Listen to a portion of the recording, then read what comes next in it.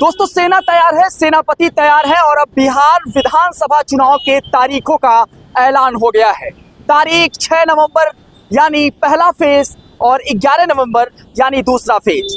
14 नवंबर को मतगणना होगी, रिजल्ट आएगा दोस्तों।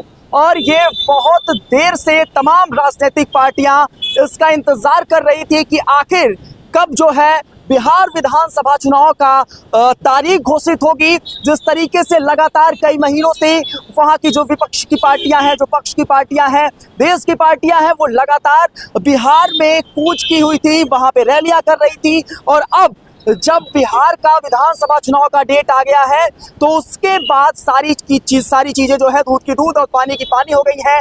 बहुत कम वक्त बचा हुआ है। नवंबर 6 तारीख को पहले फेज का चुनाव होगा और उसके साथ ही 11 तारीख को यानी 11 नवंबर को दूसरे फेज का चुनाव होगा और 14 तारीख यानी 14 नवंबर को मतगणना का शेड्यूल तय किया गया है। लेकिन दोस्तों जिस तरीके से इस बात को जाहिर करते हुए जब मुख्य चुनाव आयुक्त ज्ञानेश कुमार ने तमाम बातें कही तो उसमें बहुत सारी बातें ध्यान देने वाली थी। जो पहली बार वोट डालने वाले हैं वो इस बार बिहार में तकरीबन 14 लाख के आसपास ऐसे वोटर हैं जो पहली बार वोट डाल रहे हैं, या फिर ये कह सकते हैं कि सरकार बनाने में उनकी एक महत्वपूर्ण भूमिका दिख सकती है।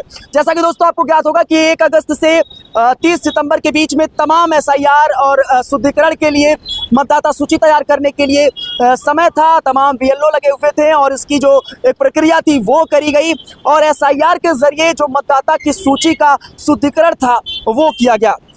10 दिन पहले तक दोस्तों सबसे अहम जानकारी ये है कि 10 दिन पहले तक, मतलब जब तक चुनाव का डेट है 6 नवंबर, उसके 10 दिन पहले तक जो सूची है उसमें जो है आप ये कर सकते हैं कि जो भी उसमें बदलाव है उसको आप जाहिर तौर पे 10 दिन पहले, मतलब अगर 6 नवंबर में पहले फेज का चुनाव है तो 10 दिन पहले तक आप जो है उस लिस्ट में बदलाव करने के लिए अपनी शिकायत दर्ज करा सकते हैं। इसी के साथ जो दोस्तों आपको बताओ कि अनुसूचित जाति के लिए 38 सीटें बिहार में रिजर्व हैं और इसी के साथ अनुसूचित जनजाति के लिए तकरीबन 2 सीटें रिजर्व हैं।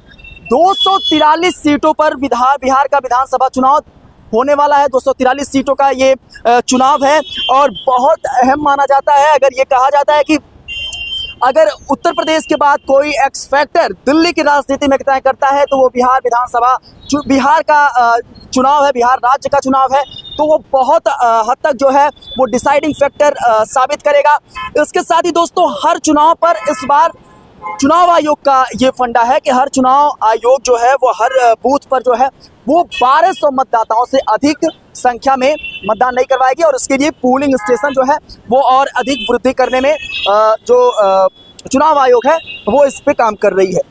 इसी के साथ दोस्तों चुनाव आयुक्त ने आज साफ कहा है कि अगर कोई भी वायलेंस इसके अंतर्गत पाया गया, जब चुनाव प्रक्रिया संपन्न हो रही हो, तो उसमें कतई बर्दाश्त नहीं किया जाएगा। इसके लिए अलग अलग टीमें भी लगाई गई हैं। जो भी एजेंसियां उनको सतर्क किया गया है, एसपी, डीएम और जो भी वहाँ के स्थानीय पुलिस है उनको जो है उनका सहारा लिया जा रहा है। तो ये आप कह सकते हैं कि बहुत बड़े पैमाने पे ये चुनाव जो है सही तरीके से, पारदर्शी तरीके से कराने के लिए चुनाव आयोग पूरी तरीके से मुखर है और अब चुनाव तारीखों की पूरी तरीके से घोषणा हो गई है। दोस्तों चुनाव आयुक्त ने यह भी कहा कि अगर गलत खबर कोई उस दौरान फैला रहा है तो उसके खिलाफ स्ट्रिक्ट एक्शन लिया जाएगा। मतलब अगर चुनाव संपन्न कराने के दौरान कोई भी ऐसा है जो गलत चीजें प्रकाशित कर रहा है, सोशल मीडिया के जरिए गलत भ्रामक जानकारी दे रहा है, अगर ऐसी चीजें पाई जाती हैं तो इसके लिए चुनाव आयोग और साथ ही चुनाव आयोग के साथ जिन लोगों को निगरानी इसकी दी गई है, एजेंसियों को, उनको साफ हिदायत दिया गया है कि आप उसके खिलाफ सख्त से सख्त जो है वो कार्रवाई करें। मोबाइल रखने की व्यवस्था, वैसे आमतौर पे जब आप मतदान करने जाते थे तो मोबाइल नहीं ले जाना वर्जित था, लेकिन अब चुनाव आयोग जो है इसकी ये कह सकते हैं कि बहुत बड़े पैमाने पर इसकी जो तैयारी है वो कर चुका है कि अगर आप जाएंगे मतदान करने, पोलिंग बूथ स्टेशन पे अलग से एक कमरा निर्धारित है, वहाँ पे अपने फ़ोन को जमा करिए, मतदान करिए, उसके बाद वापस आइए। रंगीन फोटो का इस्तेमाल इस बार किया जाएगा, ये बड़ी बात है क्योंकि ब्लैक एंड व्हाइट फोटो थी तो लोगों को पहचानना थोड़ा सा मुश्किल हो रहा था। रंगीन फोटो का इस्तेमाल इस बार किया जाएगा। हेल्पलाइन नंबर जो है वो जारी कर दिया गया है 1950 और इसके साथ ही जो एसटीडी कोड है उसको आप इस्तेमाल करेंगे और उसके पहले जो है भारत का +91 जो कोड है उसको इस्तेमाल करने के बाद एसटी कोड, उसके बाद 1950 जो ऑफिशियल नंबर है, हेल्पलाइन है, उसको चुनाव आयोग के उसको आप इस्तेमाल कर सकते हैं। 243 सीटों पर दोस्तों ये चीजें की गई हैं। इसके साथ ही जनरल ऑब्जर्वर जो है वो 243 सीटों पर रखे गए, मतलब जितनी विधानसभाएं उतने ऑब्जर्वर, जनरल ऑब्जर्वर जो है इसमें रखे गए हैं, जो चुनाव को और अधिक पारदर्शी तरीके से कराएंगे। इसी के साथ दोस्तों 6 और 11 नवंबर को 2 फेज में चुनाव होने वाला है, 14 नवंबर को मतगणना होने वाली है। लेकिन दोस्तों ये समझने वाली बात है कि अगर पिछले चुनाव पे आप नजर डालेंगे तो वहां पे बीजेपी को तकरीबन 74 सीटें मिली हुई थी। वहीं पे अगर आरजेडी की बात करें तो उसे तकरीबन 75 सीटें मिली हुई थी, कांग्रेस को 19 सीटें मिली हुई थी और जेडीयू को वो 43 सीटें मिली हुई थी।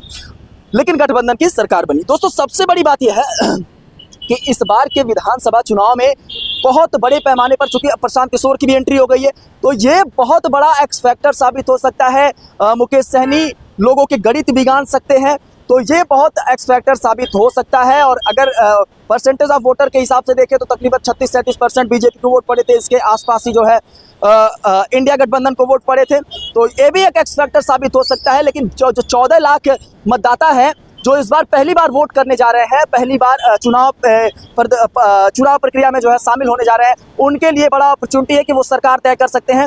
लेकिन सवाल यही है कि क्या एक बार फिर से नीतीश कुमार या फिर तेजस्वी यादव की सरकार बनेगी, या फिर हम ये माने कि कोई और बीजेपी का कैंडिडेट जो है वो इस बार सीएम पद का उम्मीदवार होगा। ये बड़ा और रोचक सवाल है। लेकिन इससे पहले ये तय करने वाला चीज है कि आखिर जो 6 नवंबर और 11 नवंबर को चुनाव होने वाला है, जो कि अब ये सारी चीजें तय हो गई हैं। उसके बाद से 14 नवंबर को जो है मतगणना की जानी है, उसके बाद सरकार बनेगी। तो बहुत कुछ अभी फिलहाल तय किया जा चुका है। ये लेटेस्ट अपडेट है जो मैं आपको बता रहा हूँ। ये सारी चीजें इस बार तकरीबन 17 बदलाव किए गए हैं, चुनाव आयोग ने चुनाव प्रक्रिया में किया है।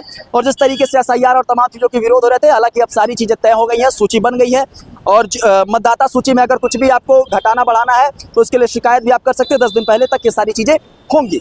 लेकिन इस खास विषय पर आपकी क्या प्रतिक्रिया, अपनी प्रतिक्रिया जरूर दीजिएगा। बने रहें बेधड़क खबर के साथ। बिहार विधानसभा चुनाव को लेकर आप क्या सोचते हैं, अपनी प्रतिक्रिया कमेंट के माध्यम से जरूर दीजिएगा। धन्यवाद।